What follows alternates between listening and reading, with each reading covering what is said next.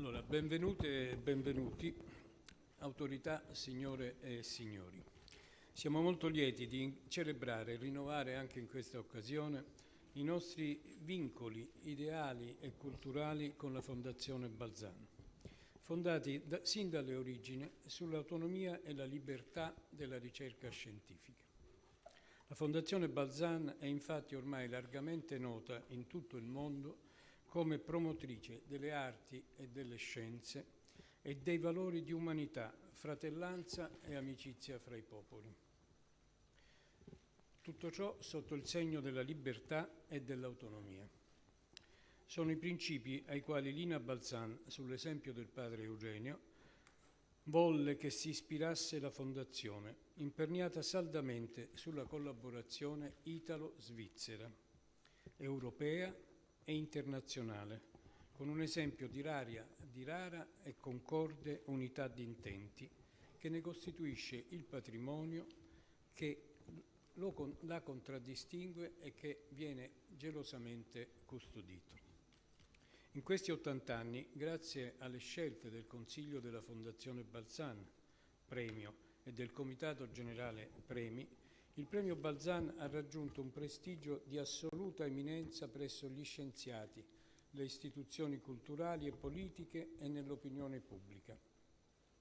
Uno dei suoi caratteri distintivi, come sapete, e originali, è la volontà di individuare ogni anno diverse materie per le quali bandire i premi, garantendo così la possibilità di affrontare questioni fondamentali talvolta non individuate dalle correnti inerziali e più ovvie che anche nelle scelte scientifiche si possono manifestare.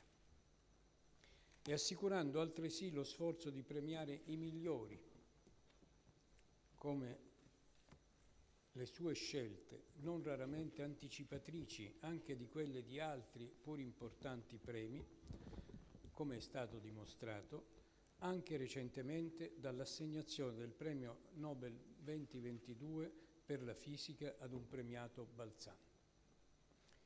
Il sodalizio ideale fra l'Accademia Nazionale dei Lincei e la Fondazione Balzan riceve anche in questa occasione un ulteriore avallo e perpetua l'orgoglio di una collaborazione così fruttuosa. Grazie e buon lavoro.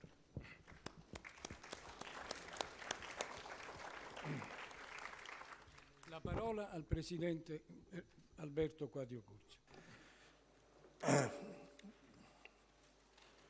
Distinguished participants, I'm going to read my short opening speech in English because I am here as President of the Board of Balzan Prize Foundation.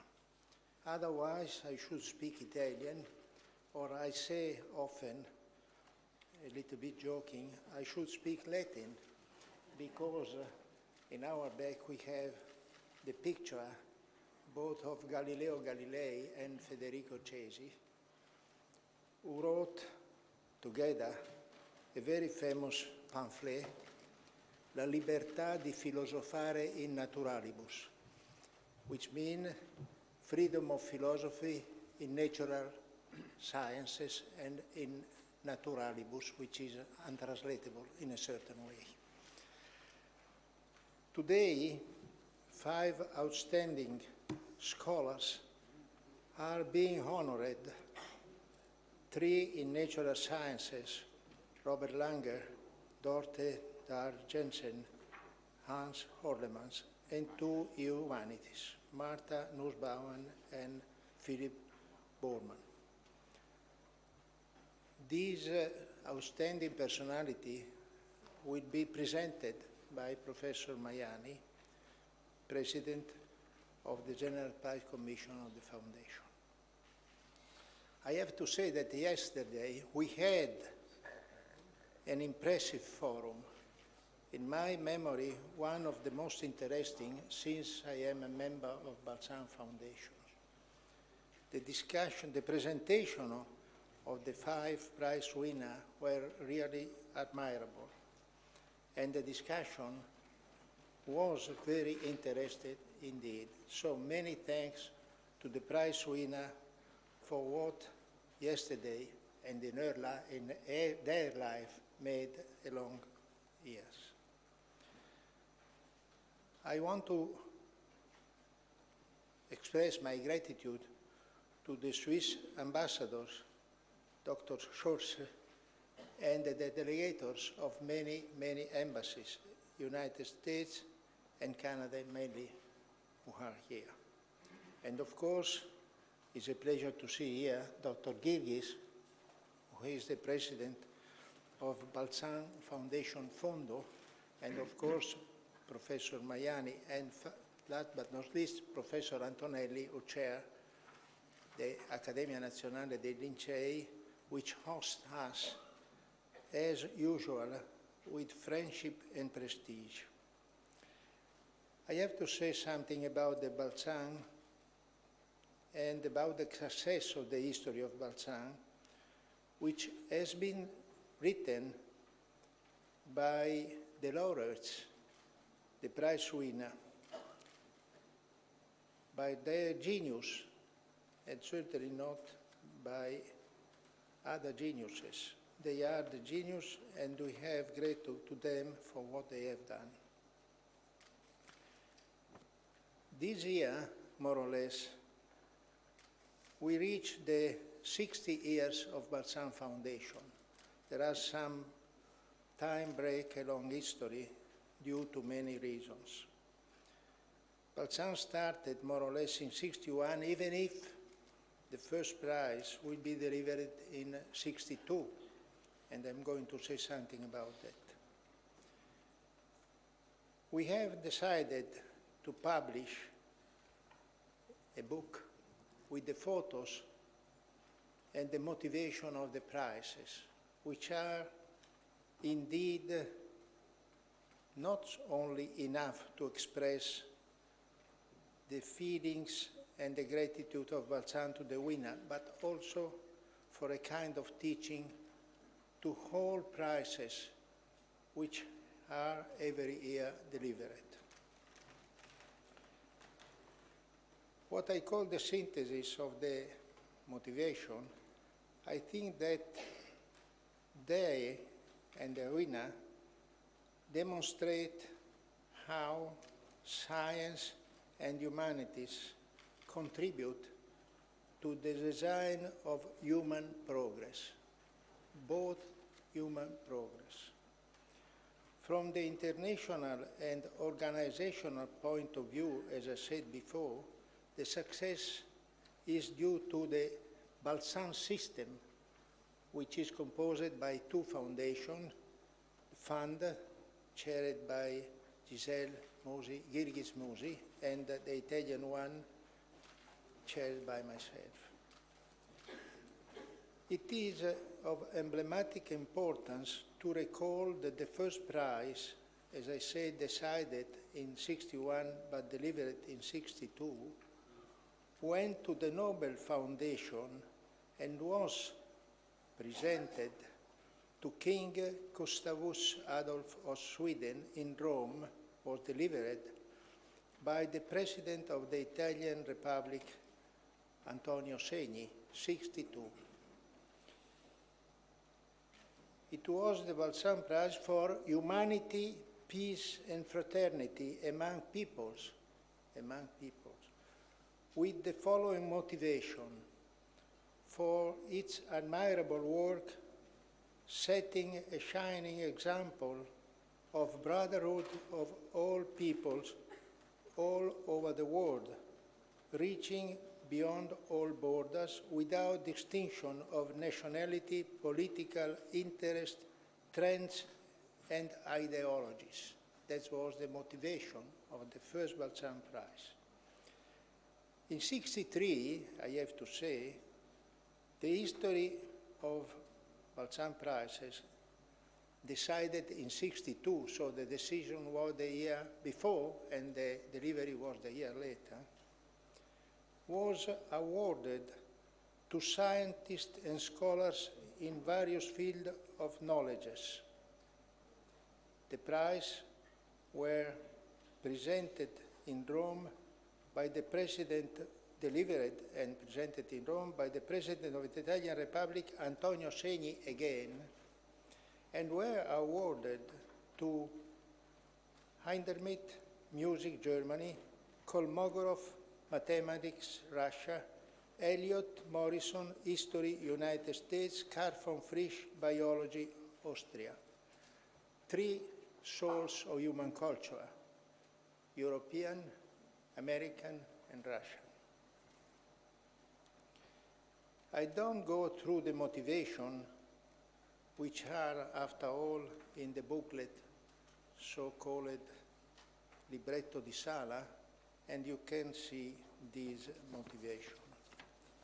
But the names are very famous indeed, and so it's certainly not my capacity and duty to quote the motivation themselves.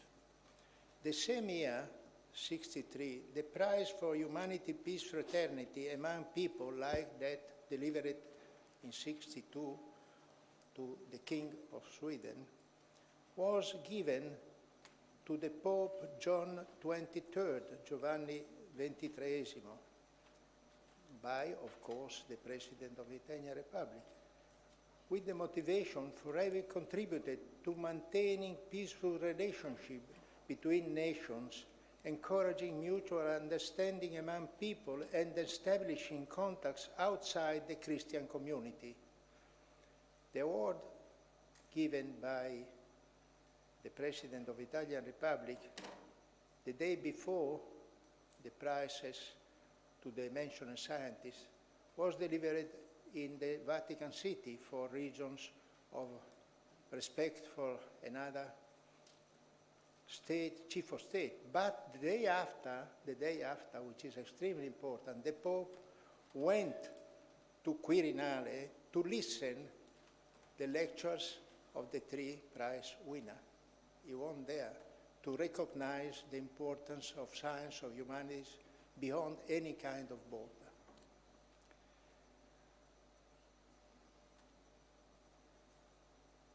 I don't want to go into detail of numbers and so on, because I like also round numbers, even if I have to say that 88 personality in natural science and 84 personality for the humanities have been awarded. In addition, 11 prizes to the so-called Prize Humanity, Peace, Fraternity among People. I want to stress another point which seems to me unique in the panorama of the prize, international prizes. In 2001, the decision of the Prize Foundation and the Fund Foundation decided, as we said, that half of Balzan Prize must be delivered to the young researcher who work with the winner on research projects.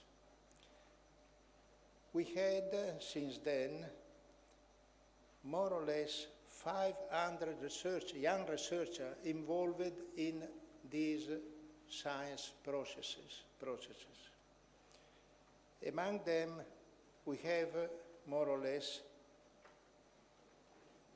found out 30 different nationalities. So I think this is a very important result of Balzan Foundation and the innovation since 2001. I have already said that Balzan system has 2 foundations which are very important indeed, the Swiss one and the Italian one. I have to, and of course the third one, the General Prize Committee, which is within the Italian one, but in a certain way is a kind of autonomous entity everywhere. I have to say that it's my duty to mention the president of the Balzan Prize Foundation a long year, Giovanni Colli, Cegidio Guazzaroni, Bruno Bottai, Enrico De Cleva. Since 2020 I am the president. It is an honor and also a responsibility. The role of the Swiss Balzan Foundation Fund has been no less important because it is not so easy to deal with a remarkable amount of resources, keeping these resources possibly intact and possibly increase it a long time. I have to express my gratitude to the president of the fund along years, Peter Hernold, Paul Dietrich Klindberger, Luisa Burger-Giussani, Achille Casanova, Claudio Generali, and today to Giselle Girgis Musi. All these persons have done a lot. Science, professionality, and capacity to keep their own duties in a very admirable ways. Each one of you knows the role of the General Prize Committee, who is today chaired by Professor Maiani, who is here and will speak after myself, and being the president of the so-called humanities section, which is in a certain way autonomous but not autonomous. It's a very kind of hybrid, but is Peter Kwon, who did his work in an admirable way. So many thanks to all these people. But I have always to say that the contribution of what we call in an improper way the staff has been important along many years, very important indeed. And since many years, Suzanne Verder has been a remarkable added value to our work, which means to be sure that the role of a General Secretary is much important in such institution.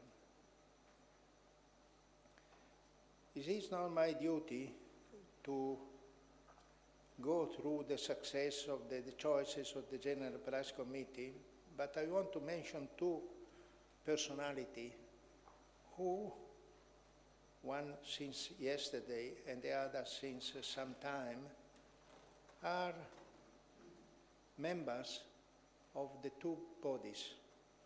One is Marta Cartabia, who was the president of Constitutional Court and the first lady in the Italian Republic history, who is now full member of General Prize Committee.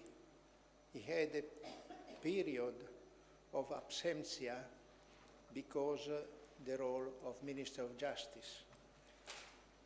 And since yesterday, we have in the board of the Balzan Foundation Premio, Cristina Messa, who has been since 1 month ago the Minister of Research and Universities.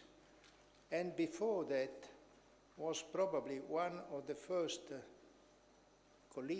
woman, rector of a very important university in Milan. I am sure that also these two outstanding ladies will do a lot for Balzan. Of course, I conclude with many thanks to the President of the Italian Republic, who along years always gave their support to Balzan. Unfortunately, the President Mattarella, Professor Sergio Mattarella, can't be with us today for many institutional reasons. But this day, later in the afternoon, President Mattarella will receive the laureates of this year, of course, and a delegation of Balzan Foundation Prize and Balzan Foundation Fund. And the Palace of Quirinale has the history of the institutional connection with the Presidency of Italian Republic started 60 years ago in that so-called location. This palace has a very long and interesting history because since 1871, the Pope went out this palace because the palace became the official residence of the King of Italy and then the President of Italian Republic. Many thanks for your patience, and the floor to Professor Antonelli, who give the floor to Professor Maiani. Many thanks.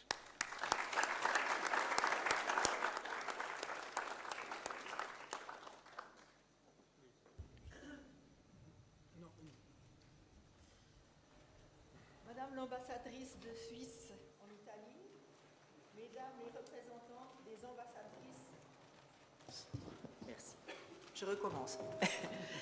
Madame l'ambassadrice de Suisse en Italie, Mesdames les représentantes des ambassades des États-Unis et du Canada, Mesdames et Messieurs, c'est à mon tour de vous remercier chaleureusement de bien vouloir participer à cette journée de remise des prix qui est la plus importante journée pour la Fondation Balzan. Mesdames les lauréates et les lauréats, et messieurs les lauréats, c'est avec plaisir que j'associe la Fondation Fondo, sise en Suisse, à Zurich, aux paroles du président Alberto Quadrio Curcio, pour vous dire à quel point nous sommes fiers de décerner les prix Balzan aux éminentes personnalités que vous êtes, qui se sont distinguées de manière exceptionnelle dans divers domaines des sciences et de la culture. Je suis particulièrement heureuse de souligner que les membres de la Fondation Balzan Fonds ont souhaité être présents aujourd'hui à Rome, témoignant en cela la conviction avec laquelle notre Fondation contribue à atteindre les ambitieux objectifs humanitaires, scientifiques et culturels que constitue son essence même. Le grand intérêt que porte également le gouvernement suisse à la Fondation Balzan est confirmé par le message respectueux de considération et d'encouragement que le président de la Confédération suisse, M. Ignacio Cassis, m'a prié de vous transmettre aujourd'hui dans le cadre de cette cérémonie de remise des prix. En tant que président de la Confédération suisse, je salue chaleureusement toutes les personnalités présentes. Mes félicitations les plus sincères vont aux lauréates et aux lauréats. À la Fondation Balzan, je tiens à exprimer ma gratitude pour son engagement à soutenir la culture, l'art, la science, l'humanité, la paix et la fraternité entre les peuples. Aujourd'hui, plus que jamais, la contribution de la Fondation Balzan est d'une grande importance pour placer ces valeurs au centre du discours international. La présente cérémonie de remise des prix Balzan 2022 concrétise la volonté et l'ambition de la Fondation Balzan d'encourager la culture et la science à travers le monde, sans distinction de nationalité, d'origine ou de religion. Mais au travers de ces 4 prix, chacun doté de 750 000 francs suisses, la Fondation Balzan ne souhaite pas seulement récompenser l'excellence, elle se soucie également du futur. Les lauréates et lauréats Balzan devront, en effet, consacrer la moitié du montant des prix à financer un projet de recherche dans leurs domaines respectifs. Ces recherches devront être conduites de préférence par de jeunes chercheuses et chercheurs. Ceci est une caractéristique importante et particulière des prix Balzan. La Fondation Balzan Fonds, sise à Zurich, a pour tâche de préserver, d'administrer et d'accroître le patrimoine de la Fondation, de sorte à pouvoir mettre année après année à disposition de la Fondation Balzan Premi, sise à Milan, les moyens financiers nécessaires à l'exécution de ces tâches, tout particulièrement la remise des prix annuels. L'année 2022 est marquée par un effondrement des marchés financiers, une inflation galopante, un resserrement des politiques monétaires, un redressement des taux d'intérêt et une contraction de l'activité économique. Le tout sur un fond de guerre en Europe après l'invasion de l'Ukraine par la Russie. Bien des économistes se demandent si nous quittons définitivement l'époque de la dite grande modération, qui débuta dans les années 80 et fut caractérisée par une forte croissance et une inflation faible ou même inexistante, pour retourner à une économie dite de boom-bust cycles, c'est-à-dire des cycles passant de l'euphorie au désespoir. Guerre, catastrophes climatiques, pandémies, crise énergétique et alimentaire, vieillissement de la population et des infrastructures, fragmentation et polarisation engendrent aujourd'hui une très grande instabilité. À bien des égards, le monde contemporain nous fait penser à l'époque baroque. Il convient de relever ici qu'au-delà des crises désastreuses de cette époque, elle a également vu jaillir un formidable élan d'innovation. Espérons que le désordre actuel débouchera sur une vague d'innovation, de regroupement et de solutions aux défis auxquels nous devons faire face aujourd'hui. Entre la réalité et l'espoir, plaçons le curseur du côté de l'espoir. Gageons que les acteurs économiques et les marchés financiers sauront réorienter leurs activités et les flux financiers dans un sens permettant de relever les nombreux défis actuels et à venir, évidemment, et contribueront ainsi à moyen terme à un retour de la stabilité et de la paix.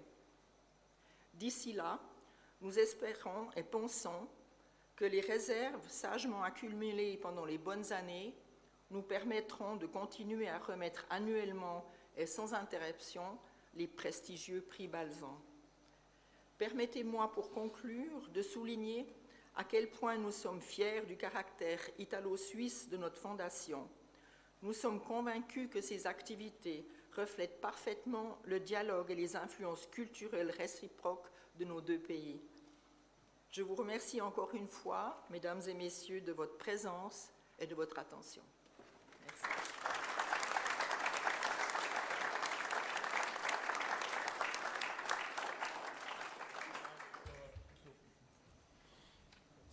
Signora e signori Presidenti, signora Ambasciatrice della Federazione Svizzera, autorità, illustri partecipanti.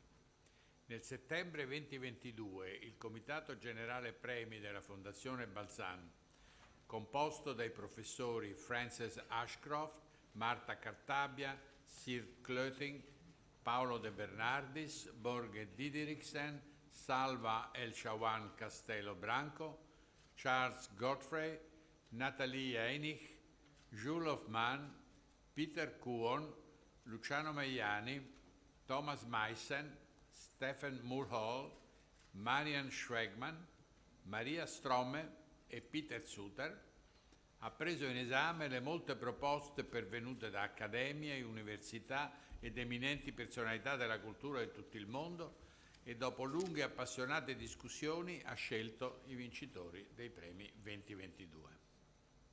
Ringrazio sentitamente i colleghi del Comitato per il prezioso contributo prestato nel lavoro di selezione che ogni anno ci vede impegnati a esaminare candidature di altissimo livello in materie sempre diverse, il cui carattere molto spesso innovativo e pionieristico rende il nostro compito arduo, ma allo stesso tempo stimolante. Anche quest'anno il Premio Balzan ha pienamente raggiunto uno dei suoi scopi fondamentali, cioè l'integrazione in una prospettiva interdisciplinare degli studi e delle ricerche più promettenti negli ambiti di studio che abbiamo preso in esame. A nome del Comitato mi rallegro per la scelta di 5 illustri premiati che spiccano per l'eccezionalità delle loro intuizioni, per l'impatto trasformativo delle loro scoperte nei rispettivi campi di indagine e per la propensione a cercare possibili soluzioni alle grandi sfide poste all'umanità. Ai premiati Balzan 2022 rinnovo quindi le più vive e sincere congratulazioni.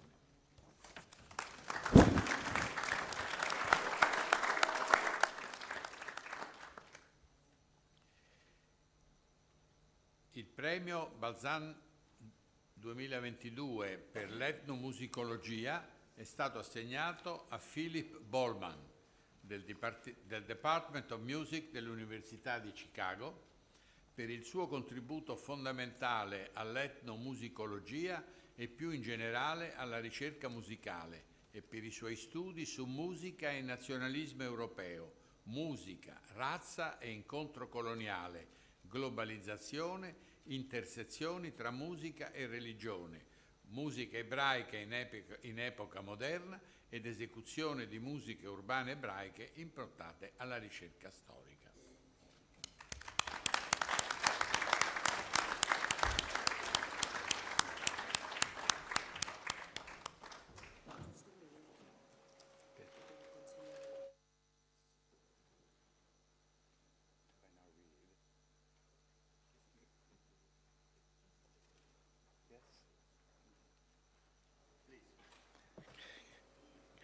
Mr. President, members of the Balzan Foundation and the Prize Committee, dear friends and colleagues, ladies and gentlemen. Ethnomusicology is a field that is fundamentally dedicated to understanding societies and cultures through encounter with the sonic and aesthetic practices in the lives of humans throughout the world.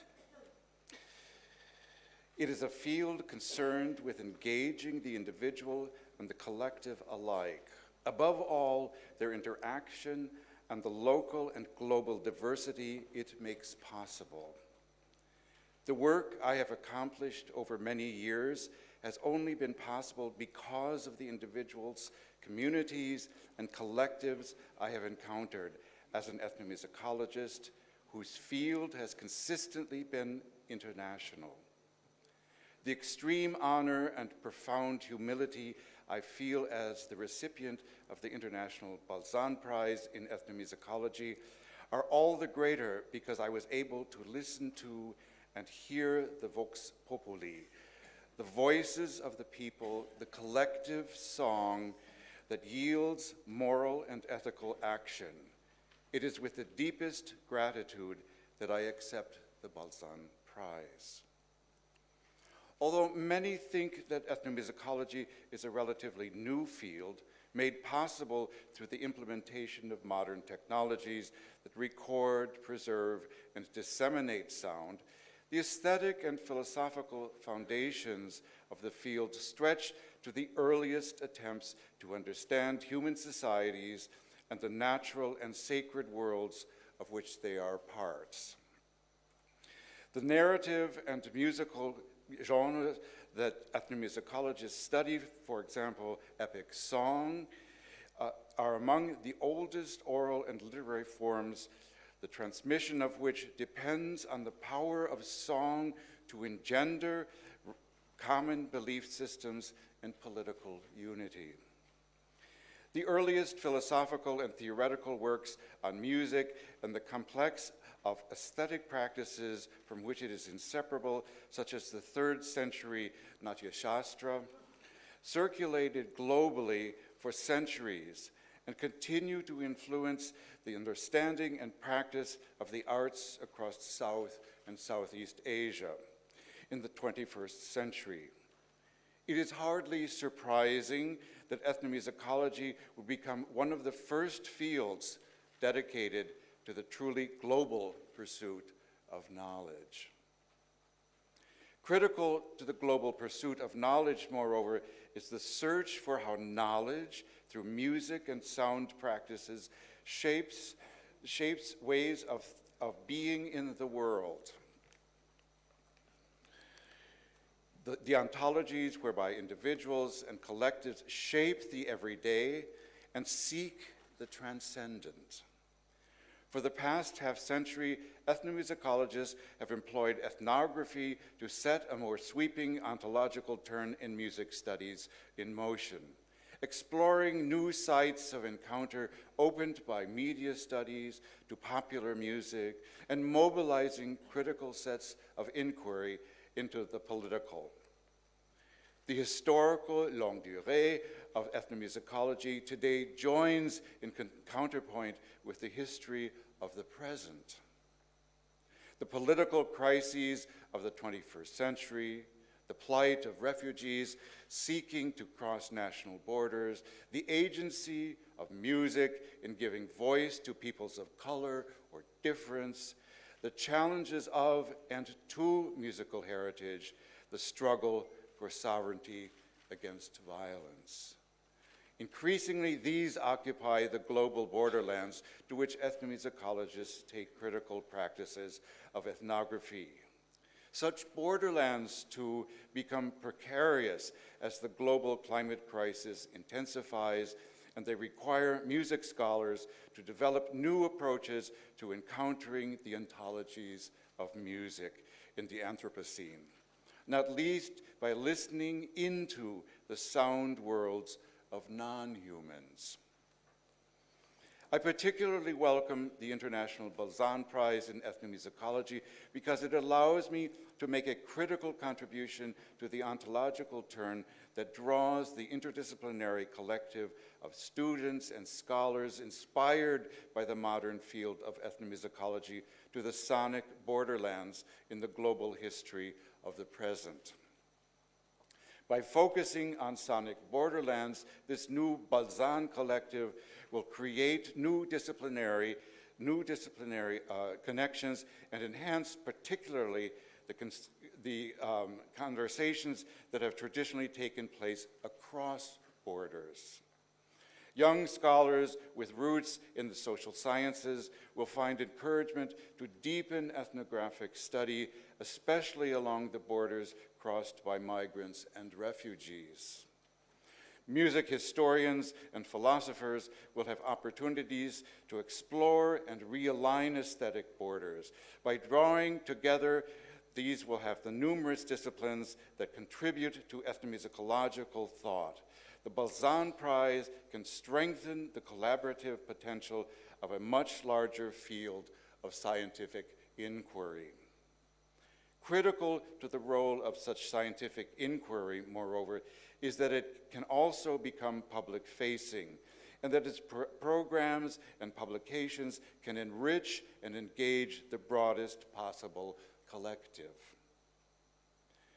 Throughout this acceptance speech, I have emphasized the presence and the role of the collective of the field of ethnomusicology as well as of the publics it reaches.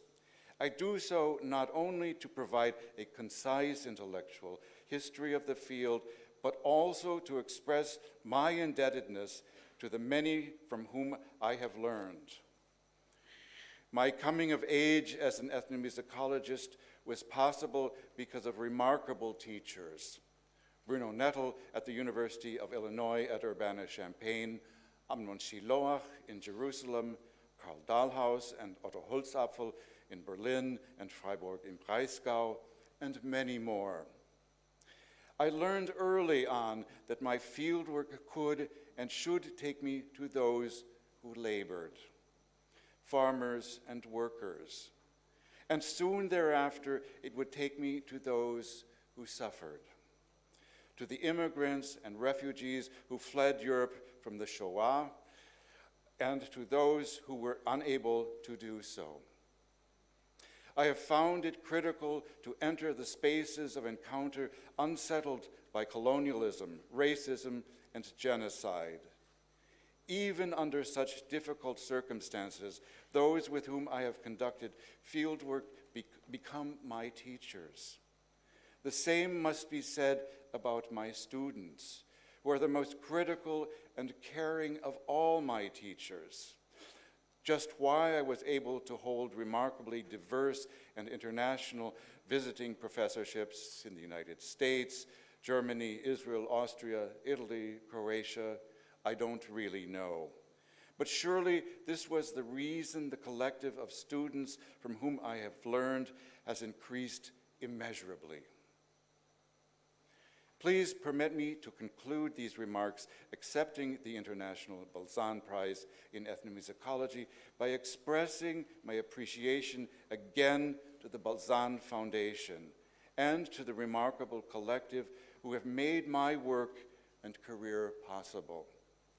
I am deeply honored that the Balzan Prize now opens an important new chapter in our common encounters in ethnomusicology. Thank you very much.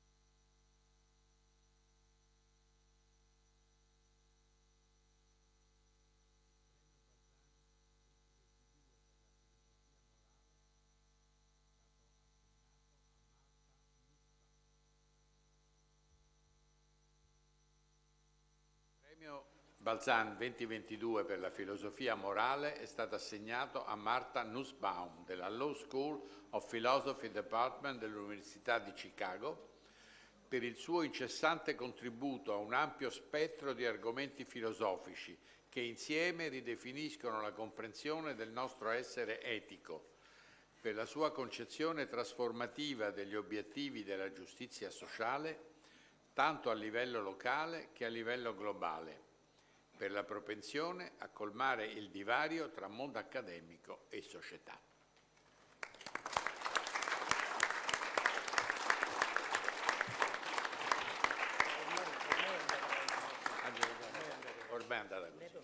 Please. Mr. President, members of the Balzan Foundation, dear friends, and ladies and gentlemen, I'm extremely honored by the gift of this prize, and I feel great gratitude to the Balzan Foundation for recognizing my work. It's a great pleasure to be here in Rome for the ceremony and to make the acquaintance of members of the prize committee and the staff of the foundation. And I'm thrilled that the prize honors moral philosophy and that the foundation insists on supporting the work of younger scholars, two commitments that I think really urgent for our polarized world, which needs rigorous argument about foundational issues if it is to survive at all. I have many people to thank because my work gets a great deal of nourishment from its context. I've taught at the University of Chicago since 1995, appointed both in the law school and the philosophy department, with ancillary appointments in classics, political science, religious ethics, and the Committee on Southern Asian Studies. I could not do my work without that great university, both its law school and its philosophy department, which have created an ideal environment for work and teaching.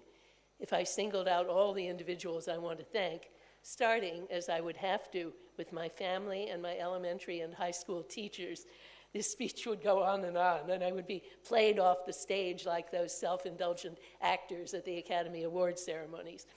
So I'll just stick to the university. I want to thank two deans who strongly support my work, Dean Tom Miles of the law school and Dean Ann Robertson of the Humanities Division. The ease of doing interdisciplinary work, part of the culture of the university as a whole, and rarely found elsewhere, has meant a great deal to me over the years. Above all, though, my life is spent in two places: the philosophy department, where over the years I've worked with marvelous graduate students who tell me exactly where I am wrong and who do new creative work that inspires me, and in the law school, where the students are superb and often mingle valuably in classes and seminars with the philosophy graduate students, since, unlike law students in most countries, they have a liberal arts background before starting law and are quite comparable to the best PhD students. I want particularly to mention the rich faculty culture of our law school, where so many of my manuscripts have been poked and prodded by critical questions asked in the best Socratic spirit, always civil and respectful, but often skeptical and deeply challenging. People are so generous, giving their time to others. I remember one day on a Friday when I finished a draft of a lecture I'd been working on for a long time and was pretty nervous about the public occasion and the speech. I sent the draft to 6 of my law school colleagues that day, and by Monday, I had received immensely helpful written comments from all 6. I hope to match that in my own conduct, but it's a daunting standard to live up to. If there's just one colleague whom I must thank by name, it's my frequent co-author and friend, Saul Levmore, one of our nation's foremost experts on law and economics, and a dear friend. He never lets me become complacent. He always tells me that I'm wrong and why. And I hope that rather like Cicero and his friend Atticus, our exchanges and even jokes improve our insights into the highly relevant theme of aging, on which we co-authored a book in 2017, and improve, too, the actual experience of aging. We're working now on a new project about group identities. However, 2 different occasions for sadness have touched my work life in recent years. The first has been the death of my daughter, Rachel Nussbaum-Wiechert, a lawyer for animal rights, in 2019, of a drug-resistant fungal infection after successful transplant surgery. Rachel and I published articles on animal rights together, and she was a huge inspiration for my latest book, Justice for Animals, Our Collective Responsibility, which will appear in January. I like to think that with that book, I'm continuing her commitments and helping them to flourish. And my plan for the Balzan Prize is that I'm creating a project that will help younger scholars in moral philosophy and in law to follow that path and contribute their new insights. Her widowed husband, Gert Wiechert, currently lives with me and has been an immense support and a dear friend. He is here in Rome at the ceremony. The other sadness is that Robert Zimmer, the president of the University of Chicago during most of my years there, and a close friend, is very ill at this point from terminal brain cancer. Bob is the paradigm of a good university leader, driven by ideas rather than profit, determined to create spaces for the widest possible range of viewpoints, and endlessly respectful of faculty freedom. I hope this award honors his life, and I would like to dedicate this speech to those 2 people, Rachel Nussbaum-Wiechert and Robert Zimmer, who in such different ways have made our world better and more just. Thank you very much for this honor.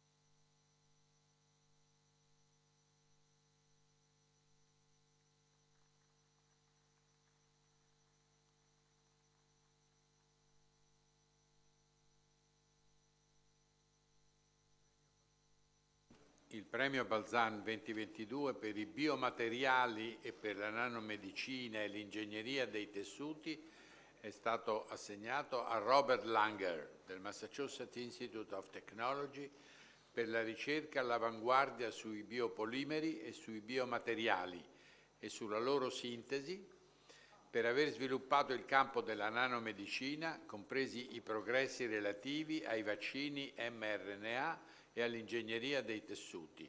Le sue scoperte rivoluzionarie hanno aperto la strada a innovazioni mediche nel rilascio controllato di macromolecole con numerose applicazioni.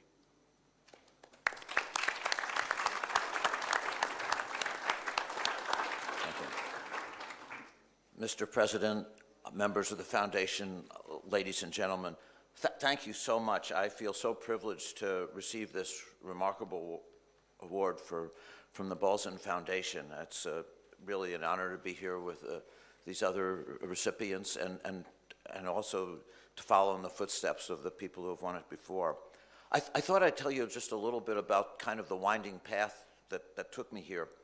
So I'm a chemical engineer, and when I finished my degree in 1974 at MIT, pretty much all my friends, at that time there was a gas shortage, so pretty much all my friends went to work for oil companies. And I thought, well, I'll do what everybody else does, and I applied to those companies. I actually got 20 job offers, four from Exxon alone. And I wasn't very good, but it didn't matter. They had so many openings. But I remember when I went to those interviews, they'd say, well, if you could just increase the yield of these one petrochemicals by a tiny percentage, that would be worth billions of dollars. And I remember thinking as I would fly back to Boston that I really didn't want to spend my life doing that. And one of the things that I'd done, or when I was a graduate student, is I spent a lot of time when I was supposed to be doing my thesis helping start a school for disadvantaged high school students in Cambridge.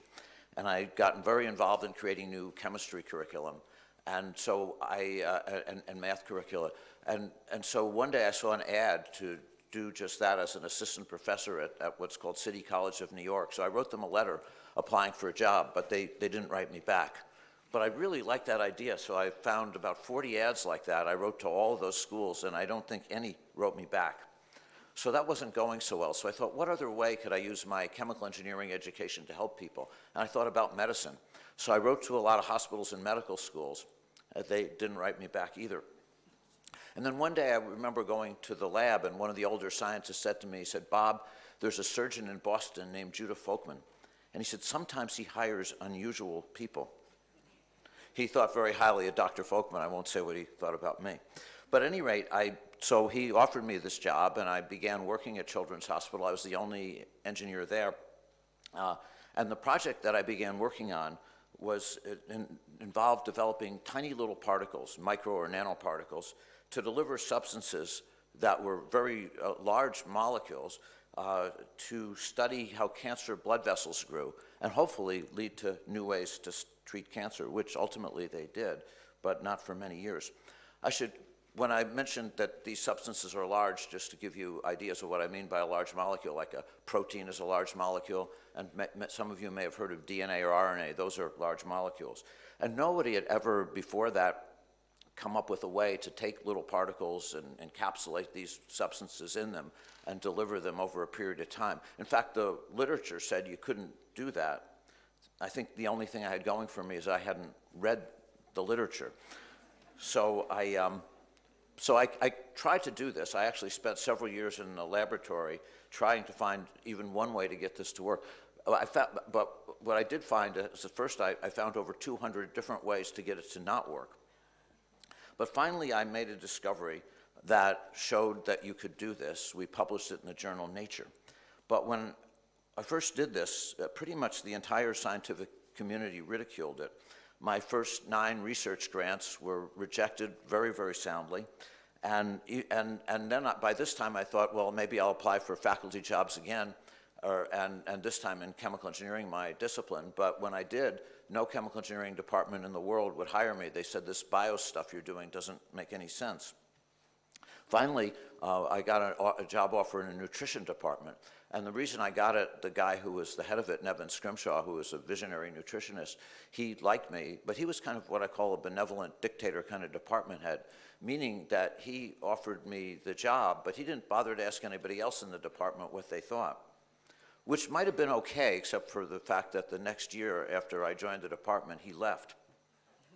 So a lot of the senior faculty decided to give me advice, and their advice is I should leave too.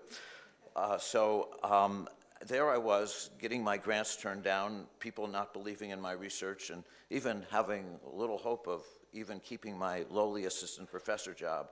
But I kept trying, and I was fortunate enough that eventually scientists in the medical community started using some of the principles and some of the inventions I'd made, and I'm still actually at MIT. So they kind of turned around. I like to think, as I look what's happened over now many years, that I've gotten involved in, we've patented some of these things, gotten involved in having companies develop them, and I've even started some myself. And now some of these discoveries and inventions are being used to treat literally millions, maybe billions of people with diseases like opioid addiction, schizophrenia, heart disease, and diabetes. It also, going back to the work I did with Dr. Folkman, helped enable the discovery of new drugs like Avastin and Eylea that are widely used all over the world to treat millions of people that have had cancer or eye diseases like macular degeneration. Most recently, I got involved in starting a company called Moderna. And there we use these same principles to create nanoparticles to deliver messenger RNA vaccines, which are now being used all over the world. Pfizer and BioNTech also use those same kind of principles. And then the other general area that I had an idea on a number of years ago with my colleague Jay Vacanti, who's a surgeon, was maybe we could create new tissues and organs from scratch, combining materials and cells and things like that. And that's led to new, like artificial skin for patients that are burned and also have diabetic skin ulcers. And actually many other treatments like for hearing loss, spinal cord repair, creating new blood vessels are in clinical trials. And I'm also hoped, and it's starting to lead to what I'll call organs and tissues on a chip, which could someday, I hope, reduce the use of both animals and humans in drug testing and possibly could accelerate things like drug discovery. So as I conclude, I just hope that my story of having a lot of rejection but keeping on trying and keeping on dreaming and facing a lot of opposition and ridicule is illustrative of some of the things that often happen to scientists, but you keep trying and hopefully things work out.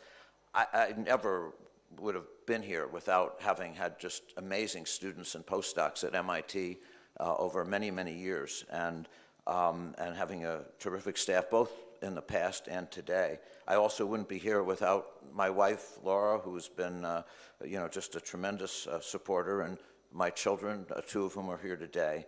And again, I want to thank you very, very much. It's a tremendous privilege to receive this tremendous award. Thank you.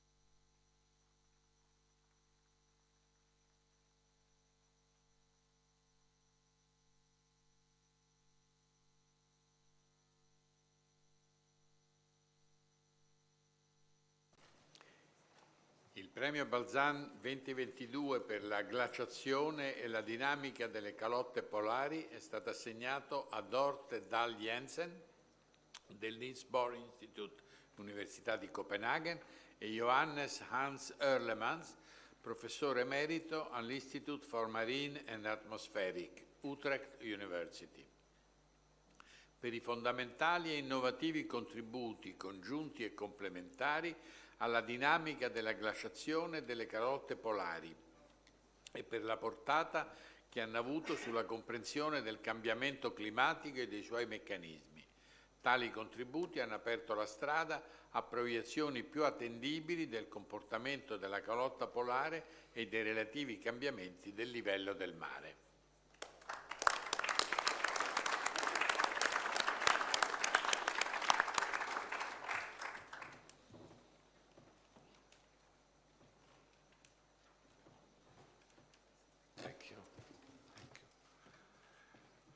Dear Presidents and Chairs, dear members and supporting staff of the Balzan Foundation, colleagues, family, ladies and gentlemen, it's a great honor to be here.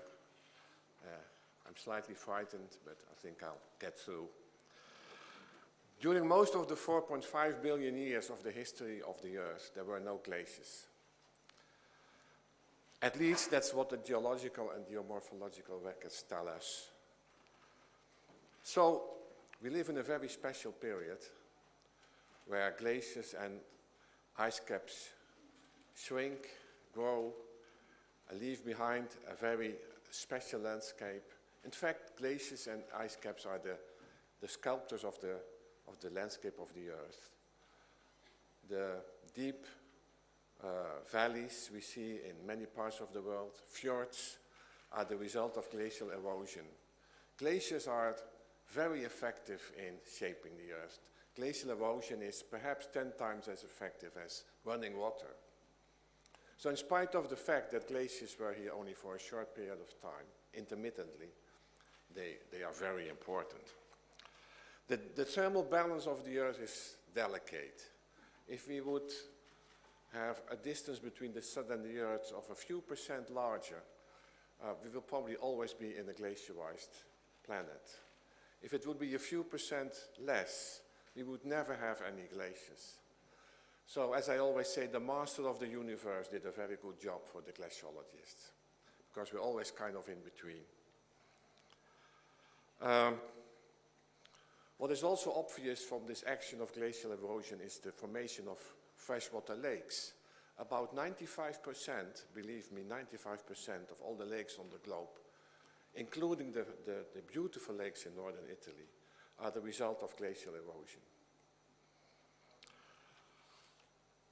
Giving a Balzan Prize to the subject of glaciation and ice sheet dynamics is really a great recognition of this field in geosciences.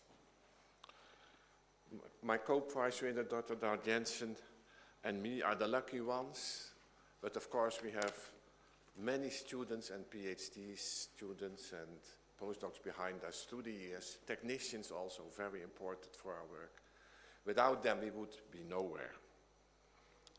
That should always be remembered. So we're very grateful for the recognition we get from the Balzan Foundation, and of course the opportunities to take some initiatives in which we involve young people. Maybe Dr. Daud Jensen will say a few more words about this. I have studied glaciers and ice sheets for many years, of course.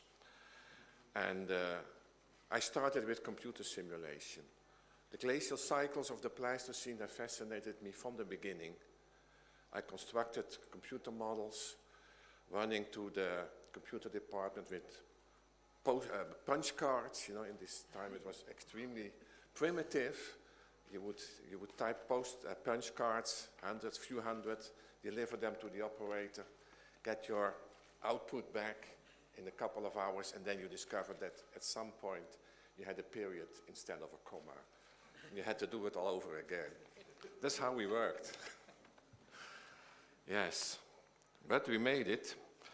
But it became clear to me that computer simulation of glacial cycles is nice, but it leaves too much freedom.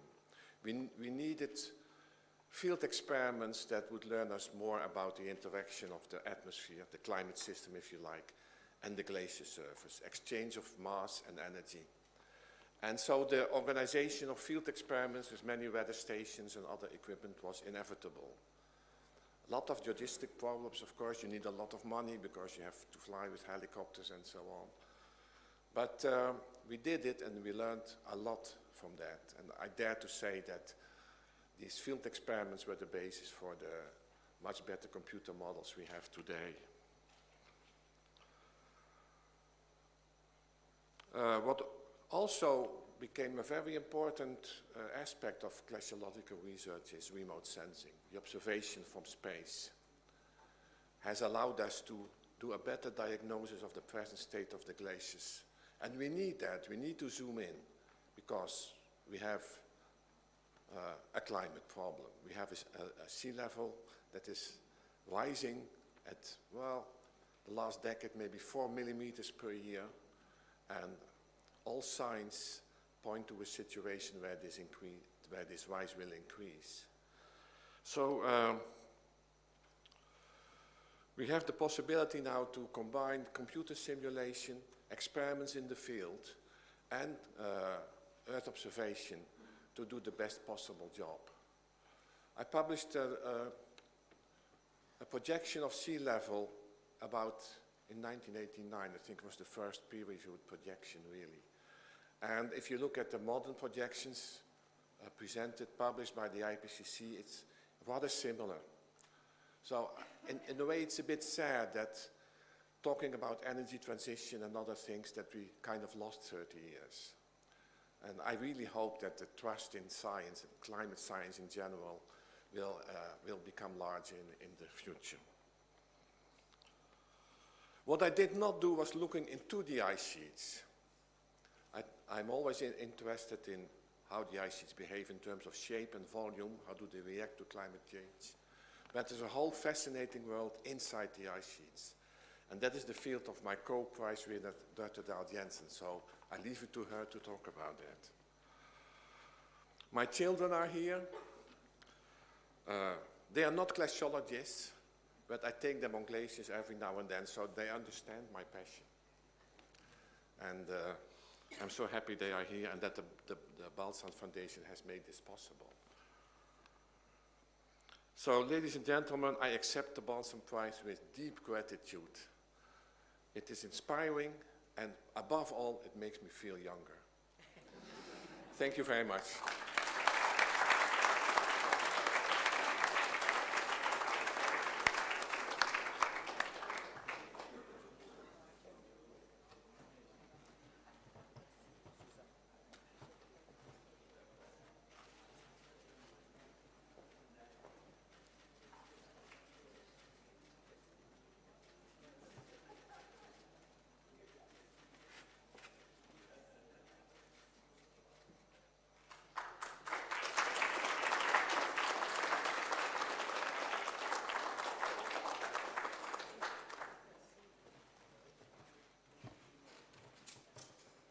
Honored President, honored Prize Committee, members and supporting staff of the Balzan Foundation, dear Ambassador, family, friends, and colleagues.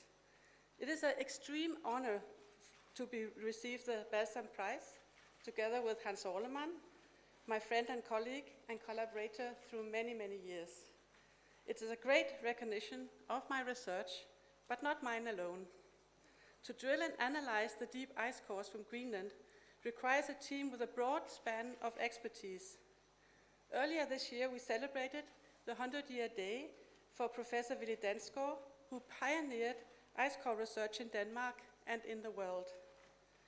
He was my supervisor and mentor, and he started the Ice and Climate Group in Copenhagen that has developed since it started in the 1960s. In the spirit of Willy, I would like to acknowledge the skills of all in the research group and let you know how proud I am of the excellent researchers and the brilliant students here. Without them, it would not be possible. In that tone, also a great thanks to University of Copenhagen and all the research funds in Denmark that have supported our research. To look into the ice, to see the layers of snow and ice from years and years back in time, has created knowledge on the past climate unmatched by other sources. The deep ice cores from the Greenland ice sheet contain very high resolution climate records reaching more than 150,000 years back in time. The records show that our climate system has had large and abrupt changes in the past. Such abrupt changes, as seen in the glacial period, are very difficult to simulate with the present generation of climate models.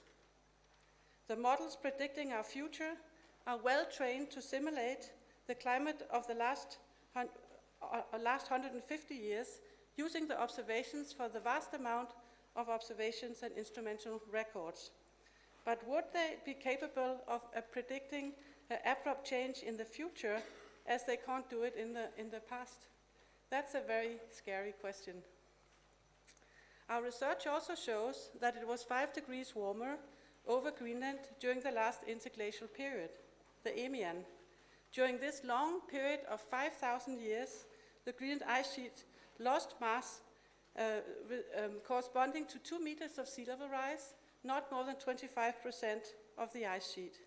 So you need a lot of heat and a long time to melt such a big ice sheet. It is good to know that the ice sheet is so resilient, but it's also worth noting that the temperatures predicted just in year 2100 exceed those we saw during this warm Eemian period. Back to the present time and my work together with Hans Orlemann. One of the most wonderful things we have done is to start and form the Cat House Summer School in the Italian Tyrol, together with geocacher from Austria. Here, all the glaciers are disappearing and will probably first disappear again when we start cooling the climate. The first PhD summer school was held in 1995, and since then, more than 500 students has participated. The networks formed and the proudness of being a Carthouse student is obvious and very strong in our research field. To inspire emerging researchers is probably the most important legacy to have, and hence I think we've done very well here. I have truly enjoyed being part of all the summer schools. Finally, I'd like to thank my colleagues at the Center of Earth Observation Science at the University of Manitoba. It has been a dream for me to extend my research to also look into the impact of the melting ice, the fresh water that's released into the ocean. The changing ocean conditions impact the living conditions for the people in the communities where fisheries and marine mammals are very important. How will their future look, and how can research by Indigenous and Western teams prepare them for the future? And for this, I'd like to thank the University of Manitoba to being so strong and letting me continue my research into this field. The Balzan Research Grant will be used to support a Canadian project to drill and support the observations and modeling of a little ice cap called Müller's Ice Cap, laying on the Axel Heidelberg's island far up in the northern Canada. We will model the ice sheet and the glaciers there in support of the work, trying to understand how the Arctic ice has changed back in time. I'd like to end this talk by thanking my husband, JP, who's here in the audience. We've always been a team. We've been working together as professors at the university, and we've also been a team bringing up 4 children together, which I would like to thank you for. And I'd also like to thank my son, Gorm, that showed up last night and joins us today. Thank you for representing our 4 children. And thank you very much, everyone here.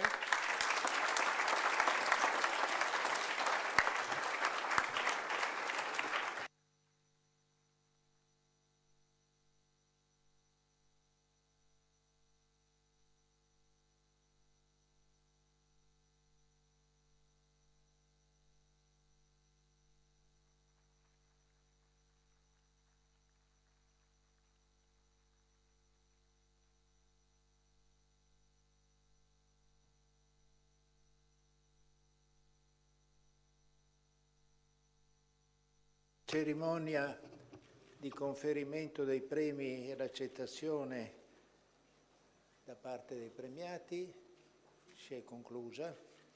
Io ringrazio molto il Presidente Antonelli, Presidente dei Lincei, per l'ospitalità e, se mi consente, anche per l'amicizia che ha sempre dimostrato alle fondazioni Balzan. Grazie Presidente, e a lei di nuovo la parola. Io ringrazio soprattutto la Fondazione Balzan perché ci consente ogni anno in Svizzera e l'anno seguente in Italia di poter ospitare questa bella cerimonia e soprattutto di poter sentire i premiati e conoscerli.